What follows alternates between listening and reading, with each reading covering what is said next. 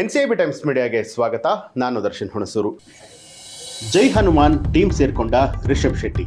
ಅಂಜನಾದ್ರಿ ಬೆಟ್ಟದಲ್ಲಿ ಅದ್ಧೂರಿ ಮುಹೂರ್ತ. ಕಾಂತಾರ ಚಾಪ್ಟರ್ 1 ಚಿತ್ರದ ಅದ್ಭುತ ಯಶಸ್ಸಿನ ಬಳಿಕ ಡಿವೆನ್ ಸ್ಟಾರ್ ರಿಷಬ್ ಶೆಟ್ಟಿ ಮತ್ತೊಂದು ಪೌರಾಣಿಕ ಚಿತ್ರದಲ್ಲಿ ಕಾಣಿಸಿಕೊಳ್ತಾ ಇದ್ದಾರೆ. ಪತ್ನಿಯೊಂದಿಗೆ ಅಂಜನಾದ್ರಿ ಬೆಟ್ಟಕ್ಕೆ ಭೇಟಿ ನೀಡಿದಂತಹ ರಿಷಬ್ ಮೆಟ್ಟಿಲು ಹತ್ತಿ ವಿಶೇಷ ಪೂಜೆಯನ್ನ ಸಲ್ಲಿಸಿದ್ರು. ಬಹುನಿರೀಕ್ಷಿತ ಜೈ ಹನುಮಾನ್ ಚಿತ್ರದಲ್ಲಿ ರಿಷಬ್ ಮುಖ್ಯ ಪಾತ್ರದಲ್ಲಿ ನಟಿಸ್ತಾ ಇದ್ದು, ಚಿತ್ರದ ಮುಹೂರ್ತ ಸಮಾರಂಭ ಅಂಜನಾದ್ರಿ ಬೆಟ್ಟದಲ್ಲಿ ಅದ್ಧೂರಿಯಾಗಿ ನೆರವೇರಿದೆ. ಈ ಮೂಲಕ ರಿಷಬ್ ಜೈ ಹನುಮಾನ್ ಟೀಮ್ ಅನ್ನ ಸೇರ್ಕೊಂಡಿದ್ದಾರೆ. ಹನುಮಂತನ ಜನ್ಮಸ್ಥಳವೆಂದೇ ಪ್ರಸಿದ್ಧಿ ಪಡೆದಿರುವಂತಹ ಅಂಜನಾದ್ರಿ ಬೆಟ್ಟದಲ್ಲಿ ಭಾನುವಾರ ಬೆಳಗಿನ ಜಾವವೇ ಸಿನಿಮಾದ ಮುಹೂರ್ತ ಕಾರ್ಯಕ್ರಮ ನಡೆಯಿತು. ದೇವಸ್ಥಾನದ ಘಂಟನಾದ ವೇದ ಮಂತ್ರಗಳ ಮಧ್ಯೆ ನಡೆದ ಪೂಜಾ ಕಾರ್ಯಗಳು ಜೈ ಹನುಮಾನ್ ಚಿತ್ರದ ಪ್ರಯಾಣಕ್ಕೆ ಶುಭಾರಂಭ ಸೂಚಿಸಿದೆ.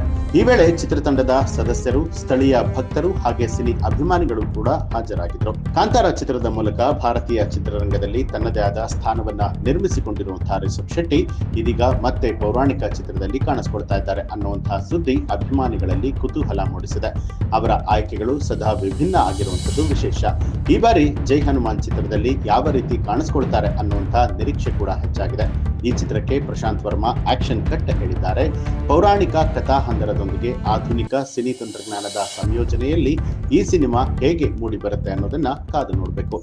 ಕಾಂತಾರ ಯಶಸ್ಸಿನ ನಂತರ ರಿಷಬ್ ಶೆಟ್ಟಿ ಪ್ಯಾನ್ ಇಂಡಿಯಾ ಮಟ್ಟದಲ್ಲಿ ದೊಡ್ಡ ಹೆಸರನ್ನ ಗಳಿಸಿದ್ದಾರೆ. ಹೀಗಾಗಿ ಜೈ ಹನುಮಾನ್ ಚಿತ್ರವು ಬಹುಭಾಷೆಗಳಲ್ಲಿ ಬಿಡುಗಡೆ ಆಗುವಂತಹ ಸಾಧ್ಯತೆ ಇದೆ. ಭಕ್ತಿ, ಪೌರಾಣಿಕತೆ ಮತ್ತು ಭವ್ಯ ತಂತ್ರಜ್ಞಾನದ ಸಂಯೋಜನೆಯಾಗಿ ಈ ಚಿತ್ರ ಮೂಡಿ ಬರ್ತಾ ಇದೆ.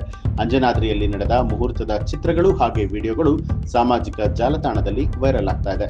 ಹನುಮಂತನ ಆಶೀರ್ವಾದದೊಂದಿಗೆ ಶುರುವಾದ ಚಿತ್ರ ಖಂಡಿತವಾಗಿ ಯಶಸ್ವಿಯಾಗಲಿ ಅಂತ ಹೇಳಿ ಎಲ್ಲರೂ ಕೂಡ ಶುಭಾಶಯವನ್ನ ಹಾರೈಸ್ತಾ ಇದ್ದಾರೆ. ಜೈ ಹನುಮಾನ್ ಕೇವಲ ಒಂದು ಸಿನಿಮಾ ಅಲ್ಲ, ಅದು ಆಧ್ಯಾತ್ಮಿಕ ನಂಬಿಕೆ ಆಗಿರೋದ್ರಿಂದಾಗಿ ಎಲ್ಲರ ಕಣ್ಣು ಈಗ ಮೇಕಿಂಗ್ ನತ್ತ ನೆಟ್ಟಿದೆ. ಈ ಒಂದು ಮಾಹಿತಿಗೆ ಸಂಬಂಧಪಟ್ಟ ಹಾಗೆ ನಿಮ್ಮ ಅನಿಸಿಕೆ ಅಭಿಪ್ರಾಯವನ್ನ ಕಮೆಂಟ್ ಮಾಡಿ ತಿಳಿಸಿ.